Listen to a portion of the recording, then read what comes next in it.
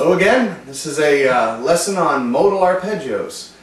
Years ago I was looking for new stuff, as I still am today, and I came across these articles that Joe Satriani used to write in one of the guitar magazines called Guitar Secrets. Apparently these have all been collected up and put into a book, but there was one article that I remember reading back then that really I thought was different. It was a neat way of looking at things, and at the time I was really into learning about my modes and finding my way around the fretboard, so this was a fresh take on them. What they are called is modal arpeggios. It's kind of basically what you're doing is you're forcing a 13th arpeggio upon each of the tones of the scale, and you can tag each one along with a mode for the sake of naming convenience. Anyhow, let me show you how it's done, and what you'll find below this video here is a tab with a bunch of fingerings for some options for these type of arpeggios. I put them in G major, great key, E minor, same thing,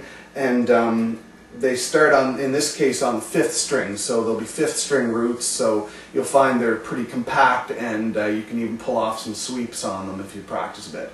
So here's the basic instruction. What you do is you take a major scale. So you say do, re, mi, fa, sol, la, ti, do, and G.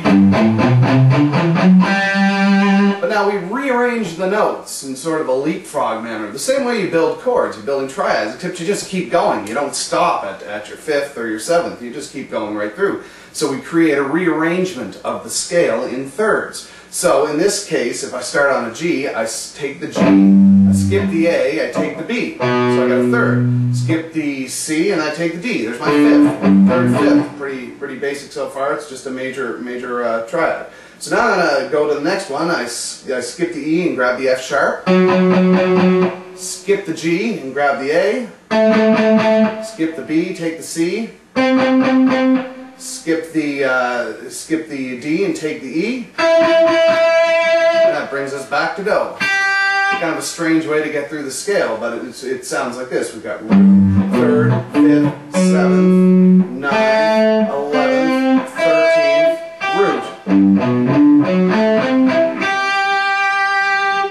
And it contains all the notes of the scale just put in an arpeggio sort of order. Very colorful. How I tend to use these sort of things is as ways to get from a lower section of the neck to a higher range through a passage of notes and not make it sound scalar or take too long to get there. For example, let's revoice that G major one here. 5th string, 10th fret. Then the 3rd, which is on the next string here. 9th fret, 12th fret, 11th fret, 10th fret, 8th, and 12th. It's got a really cool sound up there. And then you can continue down a run. So if I'm playing in this area, it's a really great way to get up into this range. I've worked out fingerings for each of the different modes on the tab below. You should really, for practice sake, transpose these to different keys, get to know them all over the fretboard.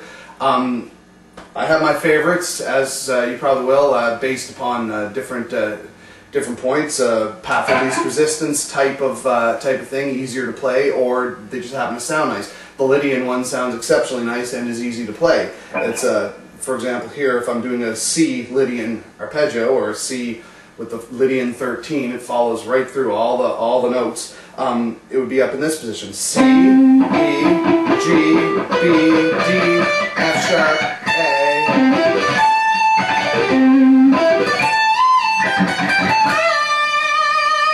Really tasty way to get up your neck.